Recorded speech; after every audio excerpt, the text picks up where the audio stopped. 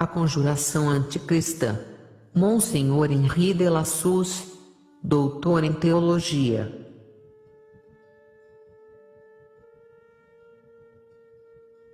O templo maçônico, que quer se erguer sobre as ruínas da Igreja Católica. As portas do inferno não prevaleceram contra ela. São Mateus, capítulo 16, versículo 8.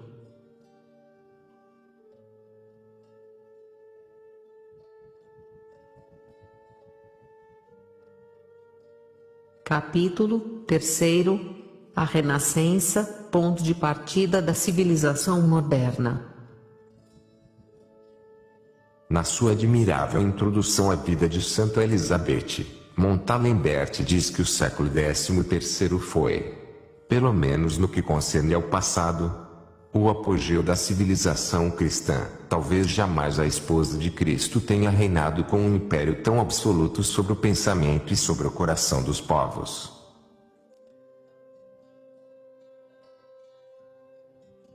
Então, mais do que em nenhum outro momento desse rude combate, o amor de seus filhos, sua dedicação sem limites, sua quantidade e sua coragem a cada dia crescentes, os santos que ela via eclodir diariamente entre eles, ofereciam a essa mãe imortal forças e consolações das quais ela não foi cruelmente privada senão depois de muito tempo. Graças a Inocêncio III, que continua a obra de Gregório VII, a cristandade é uma vasta unidade política, um reino sem fronteira, habitado por múltiplas raças. Os senhores e os reis tinham aceitado a supremacia pontifícia. Foi preciso que viesse o protestantismo para destruir essa obra.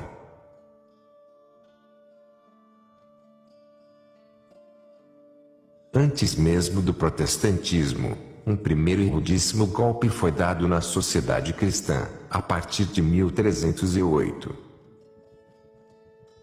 O que constituía a força dessa sociedade era, como diz Montalembert, a reconhecida e respeitada autoridade do soberano pontífice, o chefe da cristandade, o regularizador da civilização cristã. Essa autoridade foi contraditada, insultada e quebrada pela violência e pela astúcia do rei Filipe IV, na perseguição a que ele submeteu o Papa Bonifácio VIII. Ela também foi diminuída pela complacência de Clemente V relativamente a esse mesmo rei, que chegou até a mudar a sede do papado para Avignon em 1305. Urbano VI não deveria voltar a Roma senão em 1378. Durante esse longo exílio, os papas perderam uma boa parte de sua independência e seu prestígio encontrou-se singularmente enfraquecido. Quando retornaram a Roma, após 70 anos de ausência, tudo estava pronto para o grande cisma do Ocidente, que iria durar até 1416, e que por um momento decapitou o mundo cristão. Desde então, a força começou a avantajar-se sobre o direito, como antes de Jesus Cristo. Viam-se as guerras retomar o caráter pagão de conquista e perder o caráter de libertação. A filha primogênita, que tinha esbofeteado sua mãe Anagni, foi a primeira a sofrer as consequências de sua prevaricação. Guerra dos 100 Anos. Cresce, Poitiers, Azincourt. Em nossos dias, para não falar do que precedeu, a ocupação de Roma, a ampliação da Prússia às custas de seus vizinhos, a impassibilidade da Europa diante do massacre dos cristãos pelos turcos, e a imolação de um povo à cobiça do Império Britânico, tudo isso é muito pagão. Pastor inicia com estas palavras sua história dos papas da Idade Média, deixada de lado a época em que se operou a transformação da antiguidade pagã no cristianismo, não há talvez a época mais memorável que o período de transição que liga a Idade Média aos tempos modernos. Esse período foi chamado de Renascença. Ela se produziu numa época de moleza, de decadência quase geral da vida religiosa, período lamentável cujas características são, a partir do século XIV, o enfraquecimento da autoridade dos papas, a invasão do espírito mundano no clero, a decadência da filosofia e da teologia escolástica, uma espantosa desordem na vida política e civil. Nessas circunstâncias se colocavam sob os olhos de uma geração intelectual e fisicamente sobreexcitada, doentia sob todos os aspectos, as deploráveis lições contidas na literatura antiga. Sob a influência de uma admiração excessiva, poderíamos dizer doentia, pelos encantos dos escritores clássicos, arvorava-se francamente o estandarte do paganismo. Os seguidores dessa reforma pretendiam modelar tudo exatamente como na antiguidade, os costumes e as ideias, restabelecer a preponderância do espírito pagão e destruir radicalmente o estado de coisas existente, considerado por eles como uma degenerescência.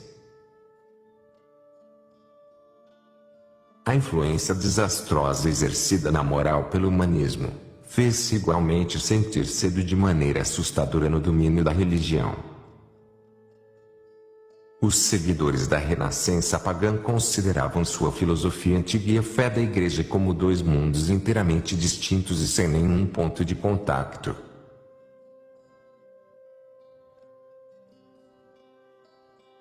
Eles queriam que o homem tivesse a felicidade na terra, que todas as suas forças, toda a sua atividade fossem empregadas para buscar a felicidade temporal. Diziam que o dever da sociedade era de se organizar de tal maneira que ela conseguisse chegar a oferecer a cada um o que pudesse satisfazer-lhe todos os desejos em todos os sentidos.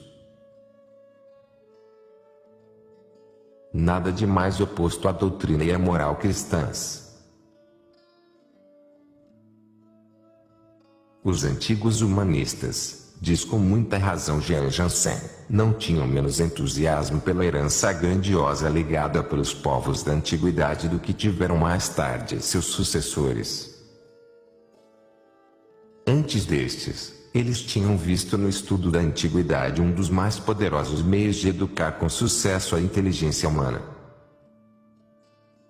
Mas no seu pensamento os clássicos gregos e latinos não deviam ser estudados com o objetivo de alcançar com eles e por eles o fim de toda educação.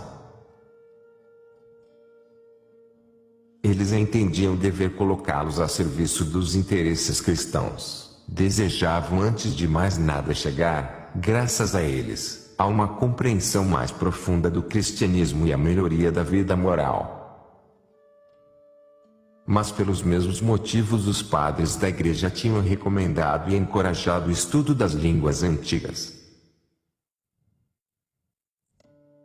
A luta não começou e não se tornou necessária senão quando os jovens humanistas rejeitaram toda a antiga ciência teológica e filosófica por serem bárbaras. Pretenderam que toda noção científica se encontra contida unicamente nas obras dos antigos. Entraram em luta aberta com a Igreja e o cristianismo. E muito frequentemente lançaram um desafio à moral.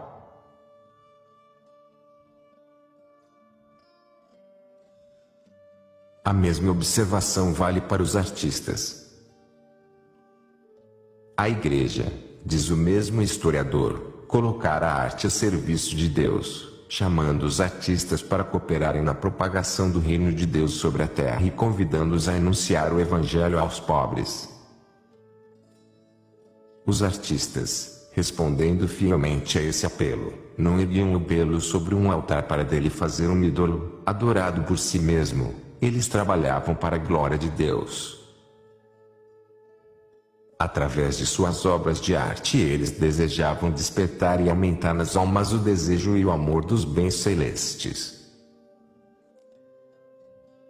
Enquanto a arte conservou os princípios religiosos que trouxeram a luz, manteve-se em constante progresso.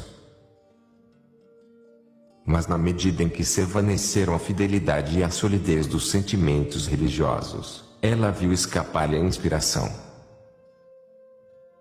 Mas ela olhou para as divindades estrangeiras, mas ela quis ressuscitar e dar uma vida artificial ao paganismo. E mais também viu desaparecer sua força criadora, sua originalidade. Ela caiu enfim numa secura e numa aridez completas.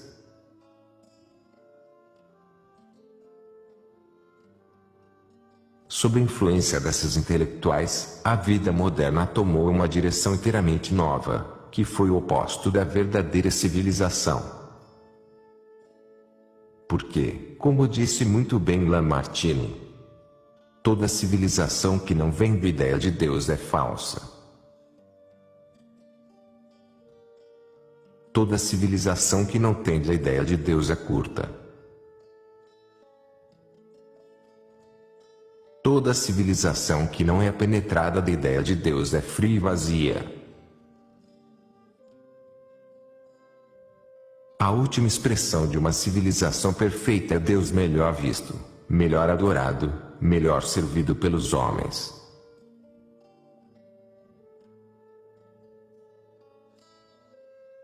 A mudança se operou primeiro nas almas. Muitos perderam a concepção segundo a qual todo fim está em Deus, para adotar aquela que quer que tudo esteja no homem. Ao homem decaído e resgatado, disse com muita propriedade Bertolt, a renascença opôs o homem nem decaído, nem resgatado, que se eleva a uma admirável altura pelas simples forças de sua razão e de seu livre-arbítrio. O coração não mais serviu para amar a Deus, o espírito para conhecê-lo, o corpo para servi-lo, e mediante isso merecer a vida eterna. A noção superior que a Igreja tivera tanto cuidado em estabelecer, e que lhe custara tanto tempo, se obliterou nas multidões, como no tempo do paganismo. Elas fizeram do prazer, do gozo, a finalidade da vida. Elas procuraram os meios para obtê-los na riqueza, e para adquirir esta não se tiveram mais tanto em conta os direitos de outrem.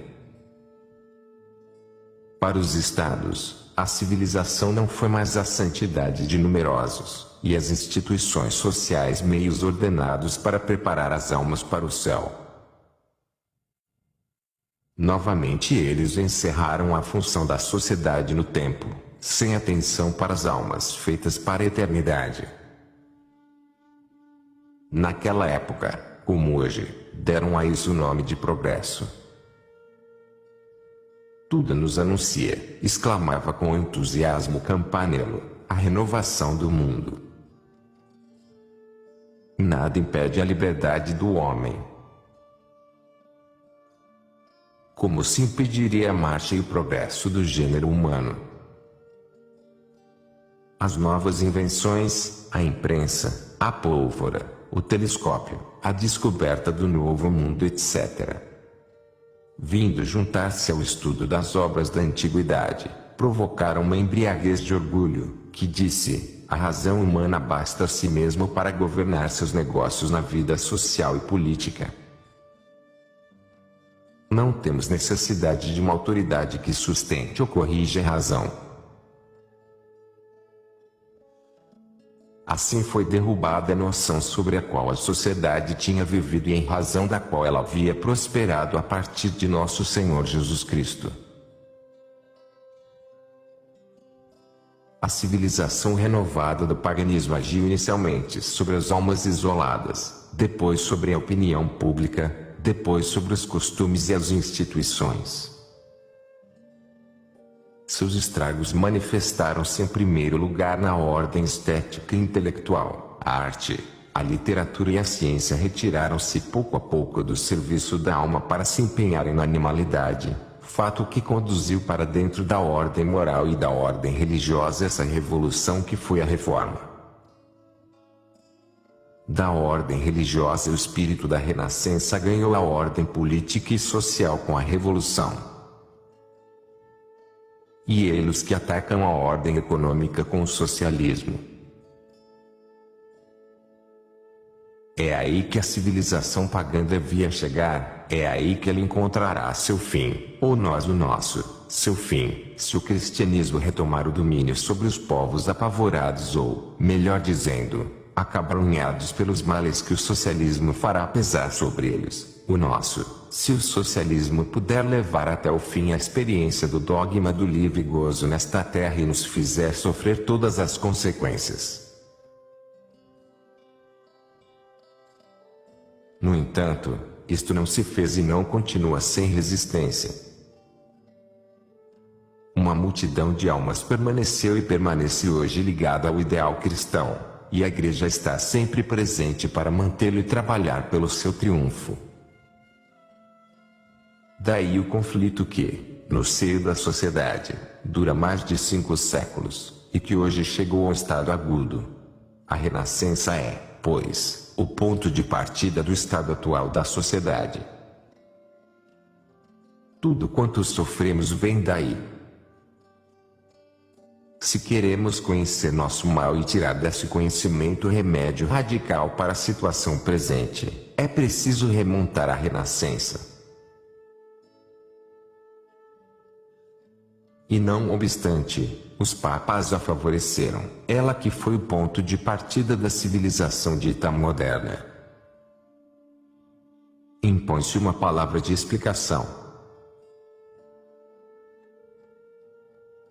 Os padres da Igreja, dissemos, haviam recomendado o estudo das literaturas antigas, e isto por 2 razões. Eles encontravam nelas um excelente instrumento de cultura intelectual, e delas faziam um pedestal para a revelação. Assim, a razão é o suporte da fé.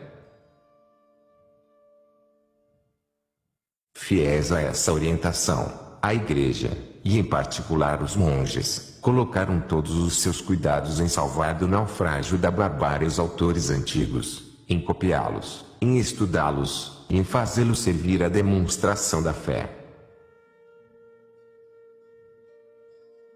Era, pois, inteiramente natural que, quando começou na Itália a renovação literária e artística, os papas a ela se mostrassem favoráveis. As vantagens acima assinaladas, eles viram acrescentarem-se outras, de um caráter mais imediatamente útil àquela época. Desde a metade do século XIII consecutivas tratativas tinham sido mantidas entre o papado e o mundo grego para obter o retorno das igrejas do Oriente à Igreja Romana. De um lado e de outro enviavam-se embaixadas. O conhecimento do grego era necessário para argumentar contra os cismáticos e oferecer-lhes a luta no seu próprio terreno. A queda do Império Bizantino ensejou oportunidade para um novo e decisivo impulso desse gênero de estudos. Os sábios gregos, trazendo para o Ocidente os tesouros literários da antiguidade, excitaram um verdadeiro entusiasmo pelas letras pagãs. E esse entusiasmo não se manifestou em nenhum outro lugar tanto como entre as pessoas da Igreja. A imprensa veio a propósito para multiplicá-los e para tornar a aquisição infinitamente menos onerosa. Enfim, a invenção do telescópio e a descoberta do novo mundo abriam aos pensamentos os mais largos horizontes. Ainda que vemos os papas, e primeiramente os de Avignon, com seu zelo em enviar missionários aos países longínquos, oferecerem um novo estímulo à fermentação dos espíritos, boa no seu princípio, mas da qual abusou o orgulho humano, como em nossos dias vemo-lo abusar dos progressos das ciências naturais. Os papas, pois, foram levados, por toda sorte de circunstâncias providenciais, a chamar e a fixar perto deles os representantes renomados do movimento literário e artístico de que eram testemunhas. Disso fizeram um dever e uma honra. Prodigalizaram as encomendas, as pensões, as dignidades àqueles cujos talentos os elevavam acima dos outros. Infelizmente, com o olhar posto no objetivo que queriam alcançar, não tomaram suficiente cuidado com a qualidade das pessoas que assim encorajavam. Petrarca, que concordamos em chamar o primeiro dos humanistas. Encontrou na corte de Avignon a mais alta proteção, e ali recebeu o cargo de secretário apostólico. Desde então se estabeleceu na corte pontifícia a tradição de reservar as altas funções de secretário apostólico aos escritores mais renomados, de maneira que esse colégio logo se tornou um dos focos mais ativos da Renascença. Ali foram vistos santos religiosos, tais como Camaldolêncio e Ambroise Traversari, mas infelizmente também grosseiros e epicúreos como Poge, Filelfe, Warentino e muitos outros. Apesar da piedade, apesar mesmo da austeridade pessoal com que os papas dessa época edificaram a igreja, eles não souberam, em razão da atmosfera que os envolvia, defender-se de uma condescendência demasiadamente grande para com escritores que, apesar de estarem a serviço deles, logo se tornaram, por causa do declive ao qual se abandonaram, os inimigos da moral e da igreja. Essa condescendência estendeu-se às próprias obras, se bem que, tudo somado, elas fossem a negação do cristianismo. Todos os erros que depois perverteram o mundo cristão, todos os atentados perpetrados contra as suas instituições, tiveram aí sua fonte. Podemos dizer que tudo isto a que assistimos foi preparado pelos humanistas. Eles são os iniciadores da civilização moderna. Já Petrarca havia aurido no comércio da antiguidade sentimentos e ideias que teriam afligido a corte pontifícia, se esta tivesse medido as consequências. Ele, é verdade, sempre se inclinou diante da igreja, de sua hierarquia, de seus dogmas, de sua moral, mas não foi assim com os que o sucederam. E pode-se dizer que foi ele quem os colocou na via ruim na qual se embrenharam. Suas críticas contra o governo pontifício autorizaram-o a laminar o poder temporal dos papas, a denunciá-los como inimigos de Roma e da Itália, a apresentá-los como os inimigos dos povos. Ele foi mesmo até a negação da autoridade espiritual dos soberanos pontífices na igreja, recusando aos papas o direito de se chamarem vigários de Pedro.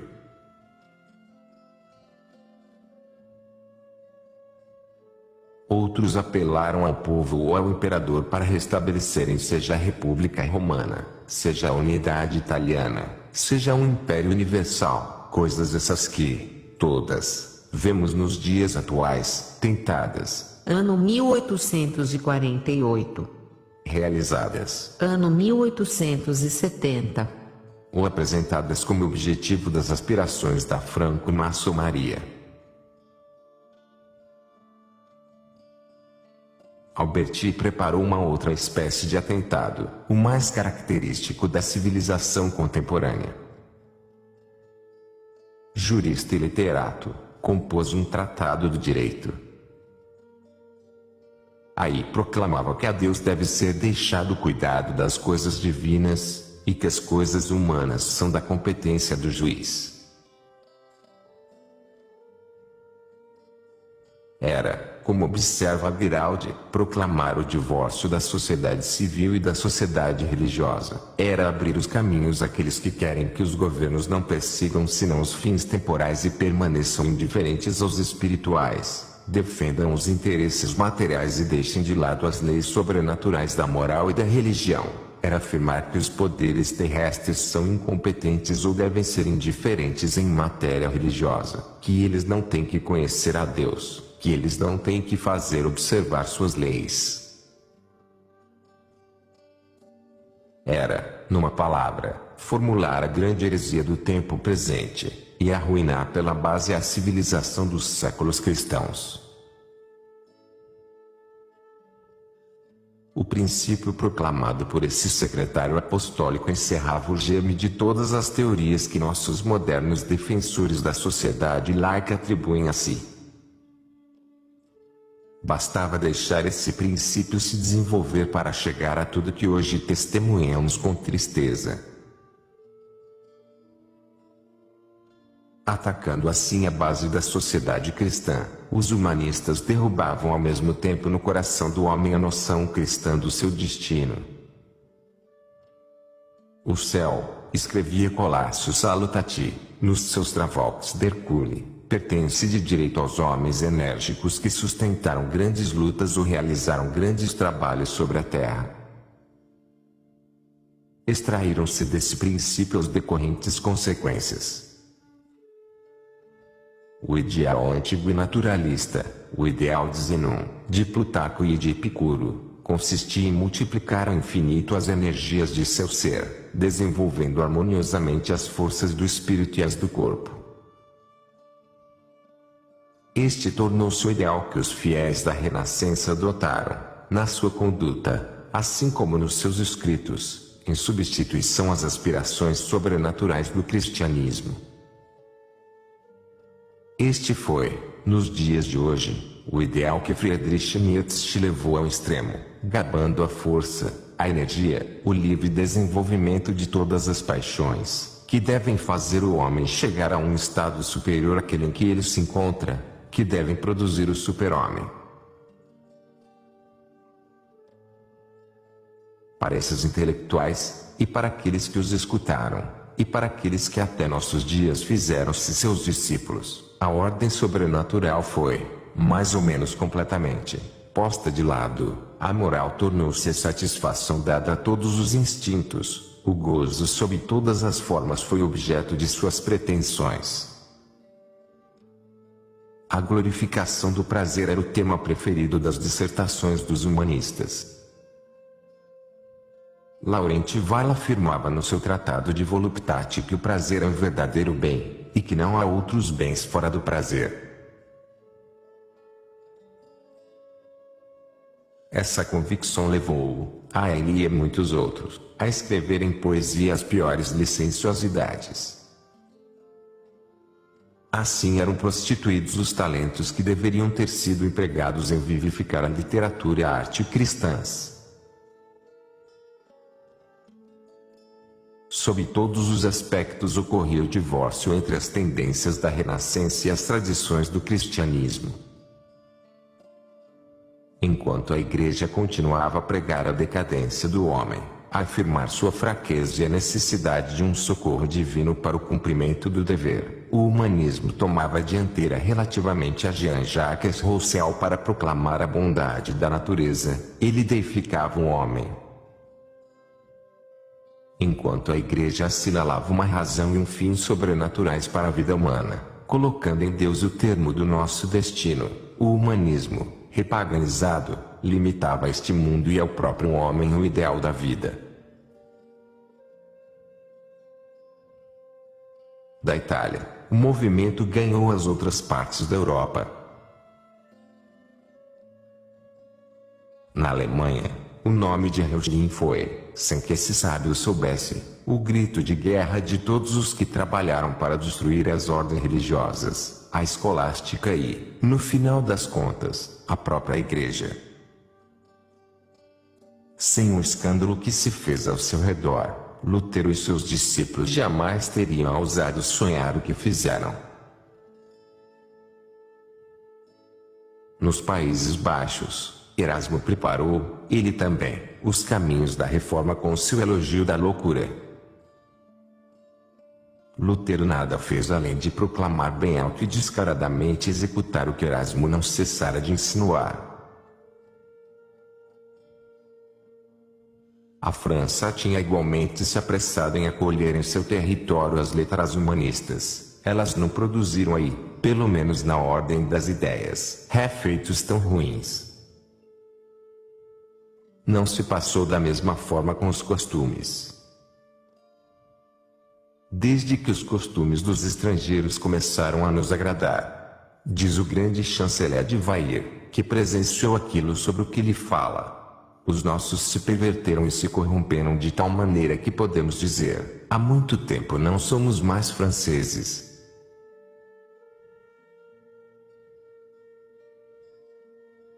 Em nenhuma parte os chefes da sociedade tiveram suficiente clarividência para realizar a separação do que havia de são e do que havia de infinitamente perigoso no movimento de ideias, de sentimentos, de aspirações, que recebeu o nome de renascença. De maneira que por toda parte a admiração pela antiguidade pagã passou da forma ao fundo, das letras e das artes à civilização. E a civilização começou a se transformar para tornar-se o que ela é hoje, esperando ser como se apresentará amanhã. Deus, no entanto, não deixou sua igreja sem socorro nesta, como em nenhuma outra provação. Santos, entre outros São Bernardino de Siena, não cessaram de advertir e de mostrar o perigo. Eles não foram ouvidos. E foi por isso que a Renascença engendrou a Reforma e a Reforma a Revolução, cujo objetivo é aniquilar a civilização cristã para substituí-la em todo o universo pela civilização dita moderna.